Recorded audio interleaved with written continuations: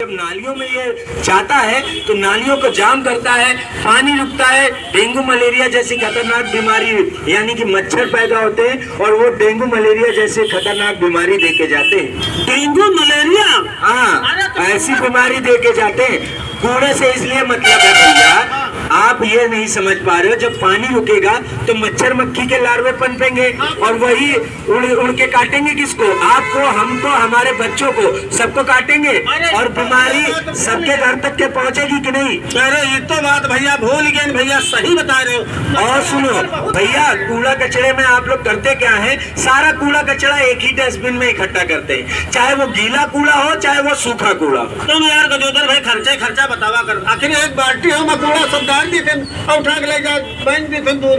अरे भैया देखो, सूखा कूड़ा अलग होता है। सूखा कूड़ा मतलब जो इंसानों द्वारा बनाया गया कूड़ा है वो सूखा कूड़ा है, और गीला कूड़ा मतलब जो प्राकृतिक द्वारा हम लोगों को मिलता है चीजें, वो गीले कूड़े में आती है। जैसे कि हमारी साग सब्जी है, दिन भैया रोज डॉक्टर वहाँ जाना पड़ता है। डॉक्टर के यहाँ जाना पड़ता है? क्यों जाना पड़ता है? अरे अब कहा बताइए कहा जाना पड़ता है? जानते हैं क्यों जाना पड़ता है?